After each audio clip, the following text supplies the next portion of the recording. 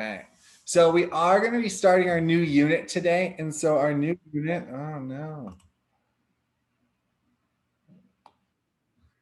Sorry, our new unit is going to be on bonds. So we're going to be creating bonds between metals and non-metals, ionic versus covalent bonds.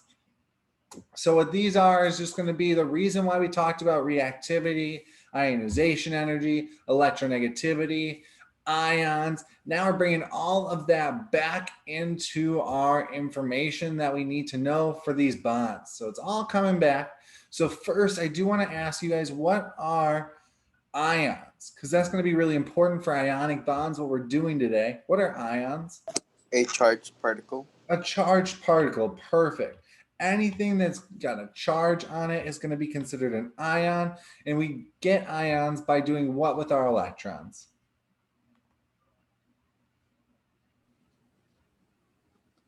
Gaining or losing them? Gaining or losing them, perfect. So before we go back to ions, I do want to remind us where metals and non-metals and that metalloid line are.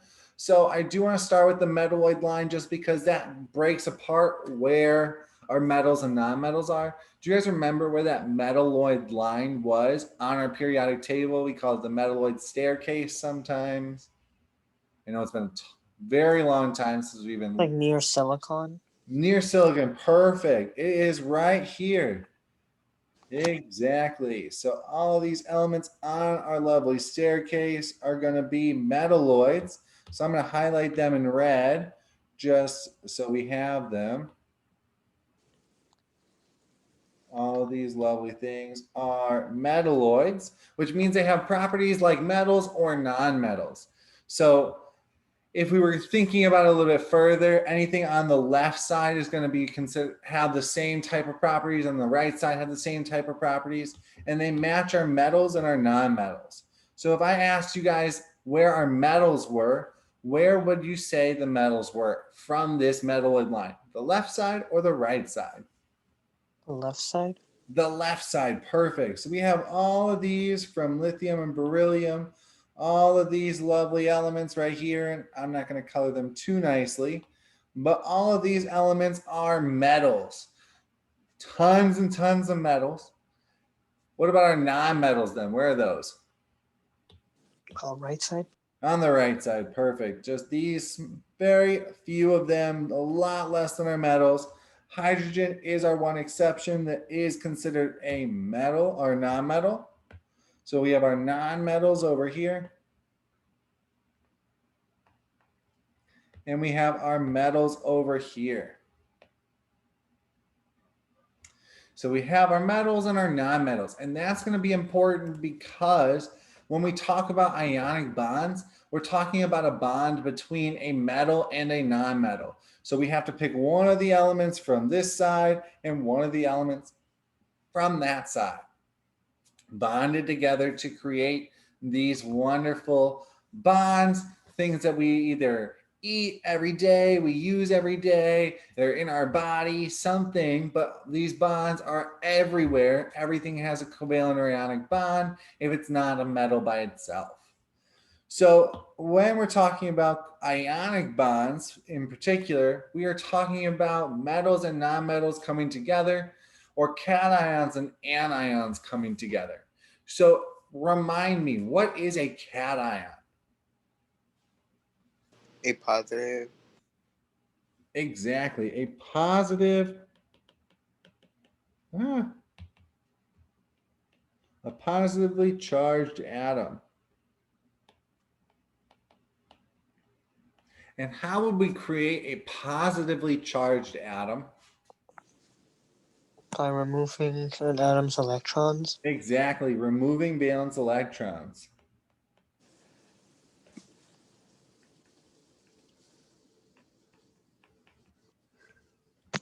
All right. So cations are positively charged atoms. What are anions? Negatively charged atoms. Perfect.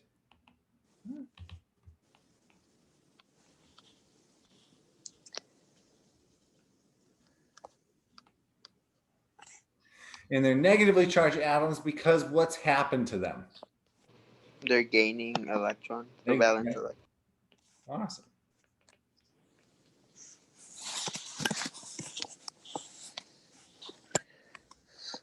They're gaining valence electrons or they're removing valence electrons. If we're talking about ionic compounds, we need one of each in an ionic compound, at least one of each cation and anion. Why would we need both? Why wouldn't we be able to do two cations for ionic compounds or two anions for ionic compounds? Because they bond with each other. Exactly. They're going to bond with each other.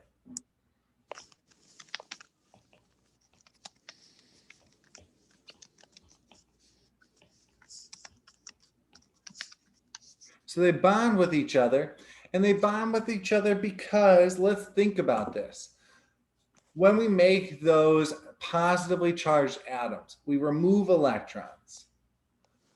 And when we make those anions, we are pulling electrons from somewhere. We're not just going to pull electrons out of thin air. They're not just going to come out of nothing. They got to come from somewhere.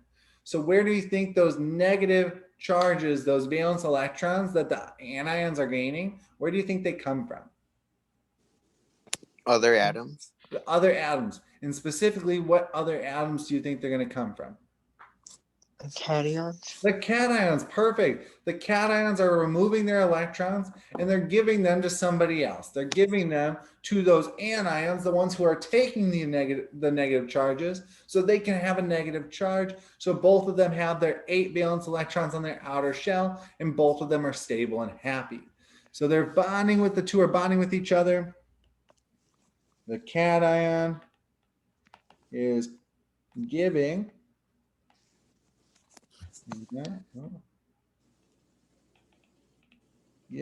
its electrons to the anion.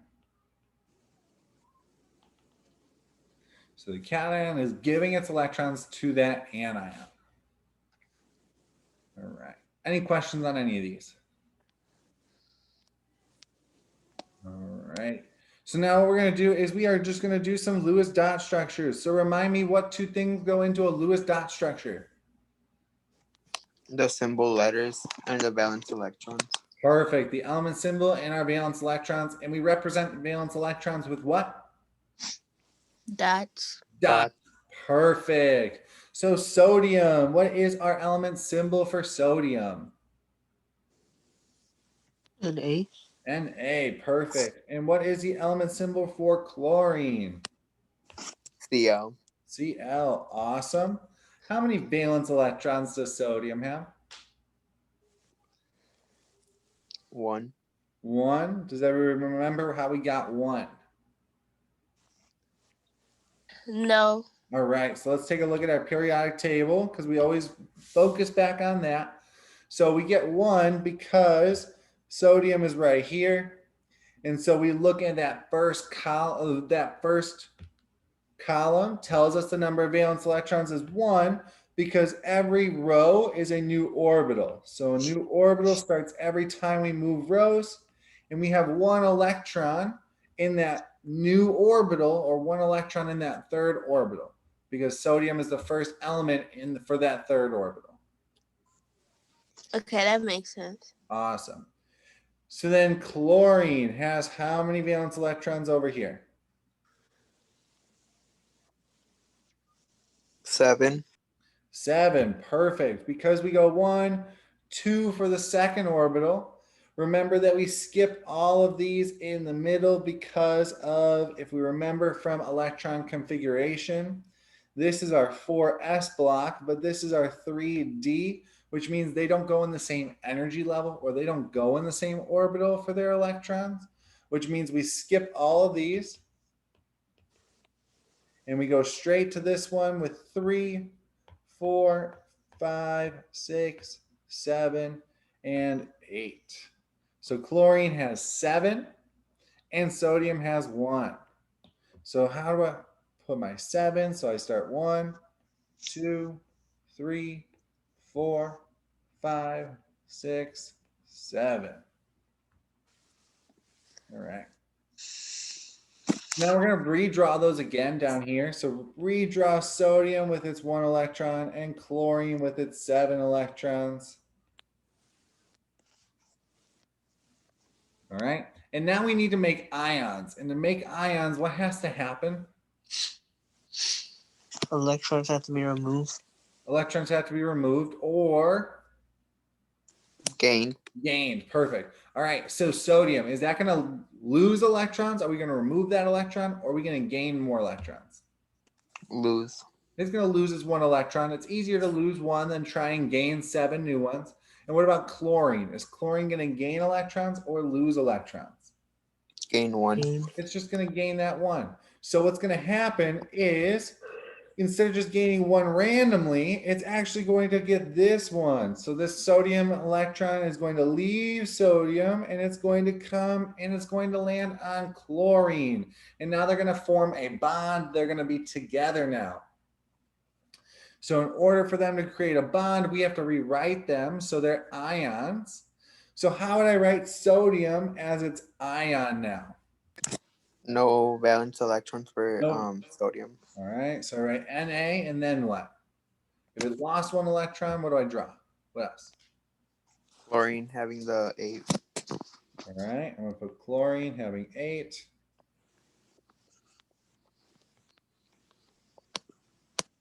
All right, anything else I have to put on there? On either of them. The minus number, like plus number. All right, the minus and the plus. The sodium gets the plus because it lost electrons.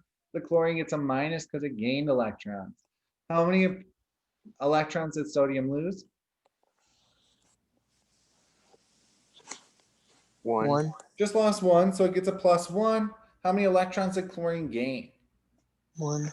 It gained 1 electron. Perfect. Remember that all of our electrons from sodium need to leave, and chlorine has to have a total of 8, so both of them have a full valence shell. All right, so now it says the final product of this ionic compound will always be in some form. What kind of form is this final product in? What do we call these? What do we call those? It's like a 3-letter word, 4 if it's plural. Compound.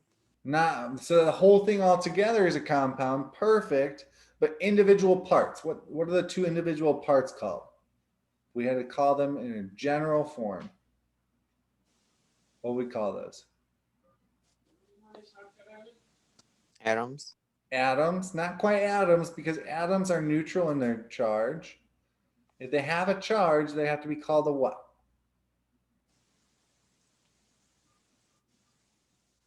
They're not atoms. They're Ionic bonds. not ionic bonds. We're getting close though. This is an ionic bond between the 2 of them. Ion? Ions, perfect. So these are ions. So our ionic bond or ionic compound will always be written in their ion form. So they're always going to be ions when we write them. So you see how we have the positive and the negative charges. There always has to be a positive and negative charge for ionic compounds. And then the second part says the overall charge must equal what? So let's figure it out. We have a positive one and we have a negative one. If we add these together, what do I get? 0. 0. Perfect. Always need to equal 0. Our charge always has to equal 0 for ionic compounds. Can never be larger than 0 or smaller than 0. Any questions on 1 or 2 in this page? All right. So then I do want to talk about one more thing is that when we're doing these ionic compounds, I don't just have one sodium atom floating around and one chlorine atom floating around and I don't push them together.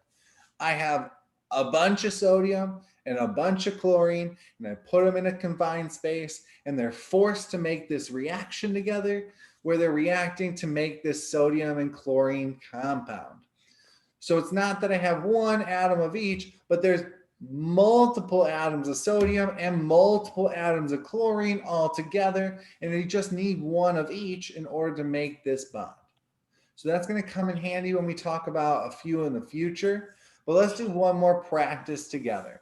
So let's do this magnesium and iodine practice. So magnesium, what is the element symbol for magnesium?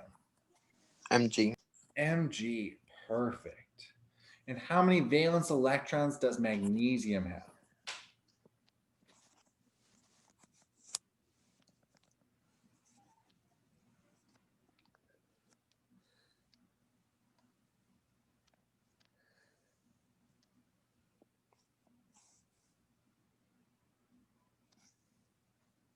Two.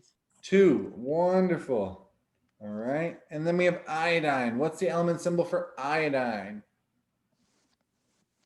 I. I. And how many valence electrons does iodine have? 7. 7, wonderful.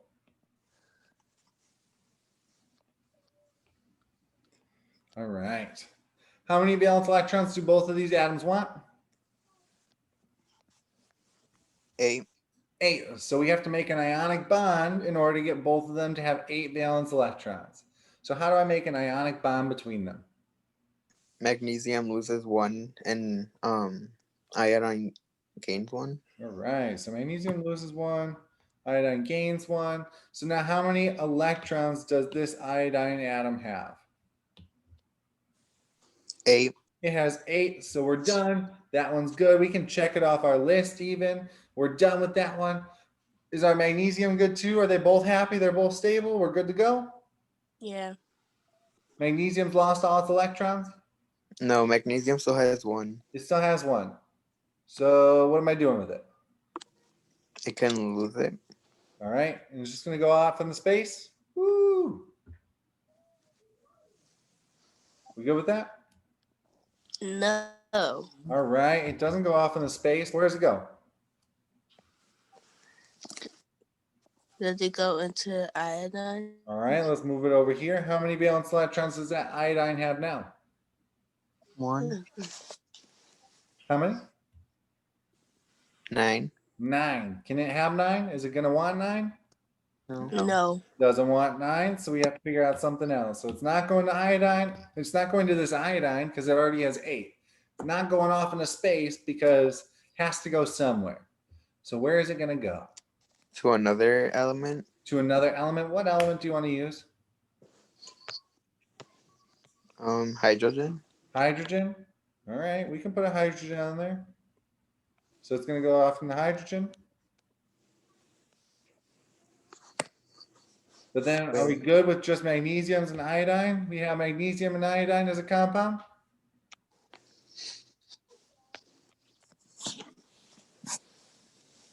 It's a compound with just magnesium and iodine?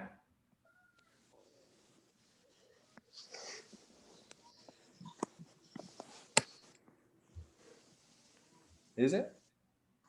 Or does it have other things now? We just put a hydrogen on there, right? So we can't have that hydrogen, but I did like your idea of adding another element. What element could we add? Boron. Because it Boron? has 7. Not bromine. You're getting warmer though. Anybody have a guess? Fluorine. Fluorine? Is that what you said? Yeah. Nope. Keep going. Sodium? Sodium? Yeah. Nope, because sodium will try and give away electrons too. We don't want that. I like the gases though. Keep going.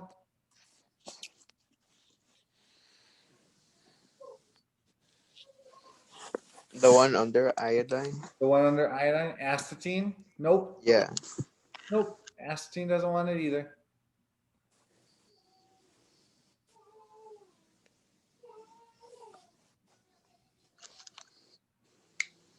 We got like 112 more elements to choose from. Because it wasn't chlorine, it wasn't fluorine, it wasn't acetine, it wasn't bromine, it wasn't hydrogen, and it wasn't sodium. There's 112 more options.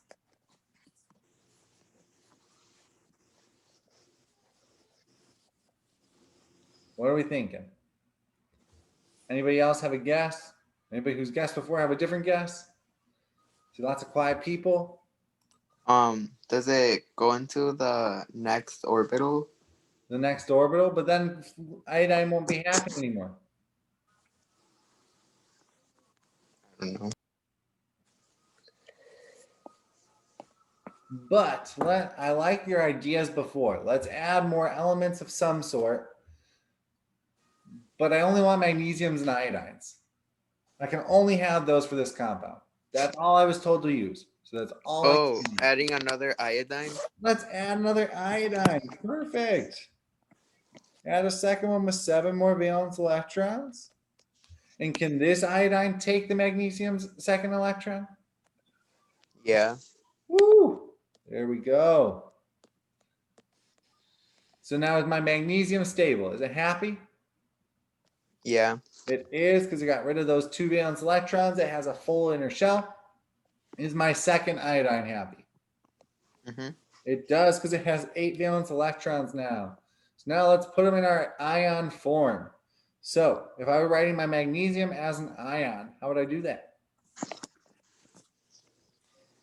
Can you restate the question? I couldn't hear you. So I have magnesium, and I want to make that an ion. How do I write magnesium as an ion? +2 for magnesium and then -1 for each of the iodines. So I write it like this.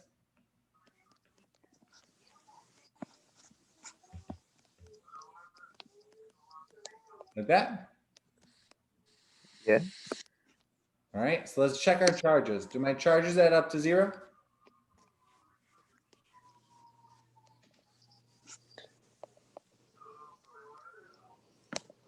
No. No. So let's figure out a different way. What else could I change things? What could I do? What could I change?